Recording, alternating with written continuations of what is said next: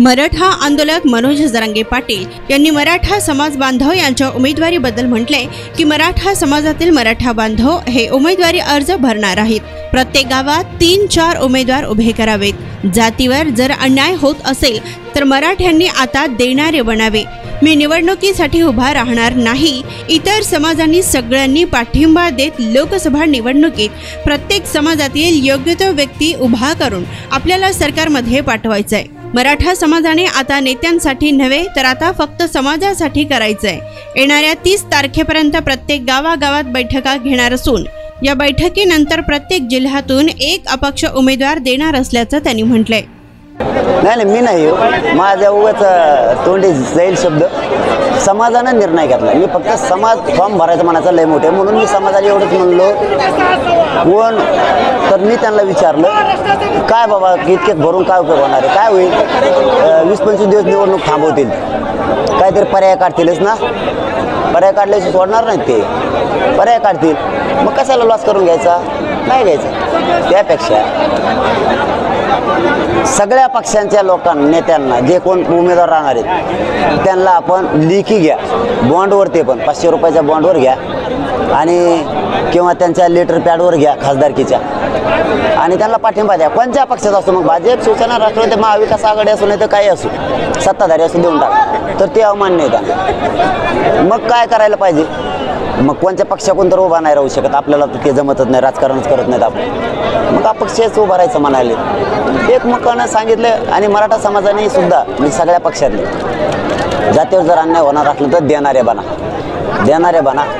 तुम्ही जर आता ज्या बैठक होणार आहेत त्याच्यात जर विरोध केला की नको खासदारकी किंवा नको आमदारकी लढायच्या मराठ्यांनी, मग तुम्हाला तुमच्या नेत्यासाठी करायचं का आणखीन बी जातीसाठी नाही करायचं का, असा अर्थ होणार आहे। त्यामुळे सगळ्या मराठ्यांनी एकमुखानं लढावं आणि सगळ्या जाती धर्मांना सुद्धा सांगतो, जर मराठ्यांचा हा निर्णय झालाच, मराठ्यांनी घेतलाच, राजकारण माझा मार्ग नाही, मी डिक्लेअर केलं तुमच्यासमोर, मी उभा बी राहणार नाही हे पण डिक्लेअर केलं, तर तुमच्या पुढे एकच पर्याय आहे की सगळ्या जाती धर्मांच्या लोकांनी सुद्धा मुस्लिम बांधवांचा प्रश्न मिटत नाही, त्यांचाही मिटवायचा असेल तर त्यांना देणारं बनावं लागणार आहे। धनगर बांधवांच्या आरक्षणाचा प्रश्न जर मिटवायचा असला त्यांनाही देणारच बनावं लागणार आहे। 12 बलुतेदारांचा वेगळा प्रवर्ग करायचा असेल तर त्यांनाही देणारं बनावं लागणार आहे। मग जात कोणची असो, दीनदलित असो, दलित बांधव असो, त्यांनाही न्याय मिळणार नसला तर त्यांनीही देणारं बनल्याशिवाय पर्याय। सगळ्या जातीच द्यायचे एक, त्याला काय होतं असं म्हणायचंच नाही, सगळेच मराठीचे, सगळेच मुस्लिम बांधवाचे, सगळेच बौद्ध बांधवांचे, दलित बांधवांचे, सगळ्याच देऊन टाकायचं आणि ताकदीनं सगळ्यांनीच काम करायचं तुटून।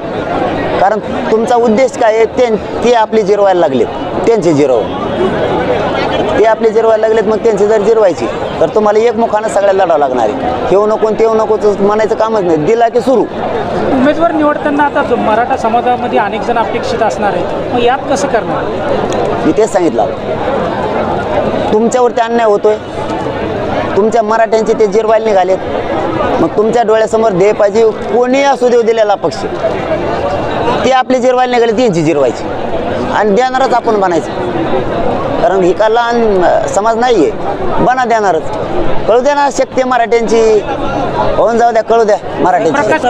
प्रकाश आंबेडकरांकडून तुम्हाला ऑफर दिल्या जात होती पर्याय म्हणून, प्रकाश आंबेडकर सुद्धा आता तुमच्यासोबत येऊ शकतात का अपक्ष उमेदवार? नाही, त्याबद्दल मला नाही माहीत, मी फक्त पर्याय सांगितला, कारण ते मोठे आहेत, त्यांचं मी कधी पण सल्ला ऐकतो, आजच फक्त त्यांचा एकच सल्ला मानला नाही मी की मी आता डिक्लेअर केलं की मी उभा राहणार नाही, राजकारण करणार नाही, एवढंच फक्त। बाकीचं तर त्यांच्याच मनासारखं झालंय, 12 बलुतेदारांच्या मनासारखं झालंय, प्रकाश आंबेडकर साहेबांच्या मनासारखं झालंय, मुस्लिम बांधवांसारखं झालंय, धनगर बांधवांच्या मतासारखं झालंय, सगळ्यांच्या मतासारखं झालंय। मग हरकत काय, जात डोळ्यासमोर ठेवा, ते जर जातीचे जिरवायला लागले आपल्या तर त्यांचे जिरवून टाका, मोकळे व्हा। ज्या ठिकाणी एखाद्या मतदारसंघातून जर एखादा पक्षाचा उमेदवार जर तुम्हाला बॉन्ड करून द्यायला तयार असेल तर मी त्याला पाठिंबा देणार का, तिथे उमेदवार उभा करणार? द्या म्हणलं होतं मी, यांना आपण नाही म्हणतात ना, आता नाही म्हणल्यावर तो विषय संपला, तेव्हा आता संपला विषय। मी त्यांना म्हणलो ना, सोपं करा, आपलं काय नाही खासदारकी त्याचा, आपला राज्यात विषय नाही ऐकला समाजाने। आता काय मी का निर्णय घेतला ते मला म्हणायचं, तुम्ही सांगा मार्ग, म्हणून मी ते माझ्यावर हे करायचं म्हणलं। आता जर एवढं म्हणतात तर आपण मार्गदर्शन करायला हरकत गावागावात बैठका होईल, उमेदवार निश्चित होईल, त्यानंतरची तुमची तयारी काय असेल आणि समाजाला तुमचं आव्हान काय असणार? नाही, उमेदवार नाही निश्चित होणार. ते फक्त गावात चर्चा करणारे जिल्ह्यातून एक अपक्ष द्यायचा ठरला. मग तो कोणत्या जातीचा असेल किंवा तो कोणाचा असेल माहीत नाही. इच्छा एवढीच आहे, जिरवायची त्यांची, ती आपली जिरवायली. तर मग उमेदवार कोणी बी असो, फक्त एक मत गावाचं बघा, मराठ्यांचं काय मत हे मला सांगा, मग तीच आपण निर्णय घेऊ. आता काही पक्षातल्या उमेदवारांनी असं सोशल मीडियावर व्हायरल करायला सुरुवात केलेलं आहे. मी मराठा, मी पूर्वीपासून मराठा समाजाच्या आंदोलनात सहभागी आहे, त्यामुळे मी मराठा उमेदवार असं स्वतःहून घोषित करणं सुरू केलेलं आहे. म्हणतच असतात ना लेकरं, शेवटी काय असतं, पोरं आहेत, करू द्या ना. परंतु एक उमेदवार ज्यावेळेस दिला जाईल तो कोणत्या जाती धर्माचा असेल, तो मराठ्यांनी, तो मराठी मान्य करतात. कारण आम्हाला आमची नाही जिरवायची, ते आमची जिरवायला लागले तर त्यांची जिरवायची. मला शेवटचं आता समाजाला तुम्ही या निवडणुकीतून काय आव्हान करणार? मराठा समाजाला कोणत्याही पक्षात असो एकच विनंती की इथं लेकराचा प्रश्न आहे मराठ्यांचा. तुम्ही जर विरोध कराल बैठकीत नको म्हणून आणि मराठा समाजाचं म्हणणं आहे हो, त्याचा अर्थ असा होतो तुमच्या जातीचं इतकं वाटोळं व्हायला लागलं तुमच्या पोरांचं, तरी तुम्ही नेत्याकडूनच ओढायला लागले.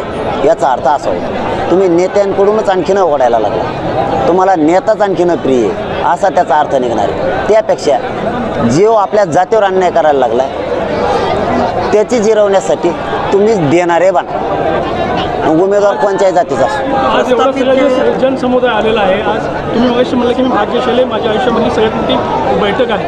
ही महाबैठक नसून सभेमध्ये जो रूपांतर झालेलं आहे आणि सगळ्यांचं म्हणणं आहे, तुम्ही मध्यंतरी आम्ही मगाशी सुद्धा म्हणलं होतं की मराठा समाज हा माझा मालक आहे, मी त्यांचा मालक नाही. परंतु त्यांच्या समाजाचं म्हणणं आहे की आपण स्वतः निवडणुकीला उभा राहू. नेमकी भूमिका काय असणार? नाही, मी डिक्लेअर केलं ना मगाशी, मी राजकीय मार्ग पण नाही आणि मी उभा पण नाही राहणार. मी स्पष्ट सांगितलं. शेखरवरील सभेसंदर्भात आज निर्णय होईल असं वाटलं होतं, मात्र त्या संदर्भात काही निर्णय झालेला आहे? निर्णय घ्यायचाच होता तो, पण तो याच्यासाठी थांबला निर्णय. त्याचे कारण पण तसेच येतं की जर हे निवडणुकीचं ठरलं 30 तारखेला तर ती सभा होणार आहे, आणि जर नाही ठरली ती, आता जर उमेदवार नाही ठरले 30 तारखेला, समजा मराठ्यांचं एकमत झालं नाही झालं या अनेक प्रकार आहेत त्याच्यात, जर नाही झालं तर मग ते पुढच्या कामाला येणार आहे. दादा महत्त्वाचा प्रश्न, दादा एकच शेवटचा प्रश्न होता माझा. प्रस्थापित जे आमदार खासदार जे असतील म्हणजे ते आता मराठा समाजाचेच असतील, पण त्यांच्या विरुद्ध आलाडा आहे गरजवंत मराठ्यांचा, पण त्यांनी जर आता इच्छुक होऊन जर फॉर्म भरायला सुरुवात केली आणि मग मराठ्यांना वेटीस धरण्याचा परत प्रयत्न झाला तर मग तसा होऊ शकतो. मग त्यांना तिकीट मिळेल का गरजवंत मराठ्यातूनच कोणी उभा राहू? मराठ्यांचे सामान्य लोक उभा राहतील, धनगर बांधवांचे सामान्य राहतील, दलित बांधवांचे, मुस्लिम बांधवांचे सामान्य राहतील, 12 बलुतेदारांचे सामान्य राहतील. आम्ही एक जीवानं राहणार सगळे. उमेदवार कोणी दिवस सगळ्या जाती तुटून पाडणार, ओबीसी बांधव असेल सगळ्या जाती तुटून पाडणार, आणि आमच्या कोणाच्याच विरोधात नाही, आमच्या न्यायासाठी.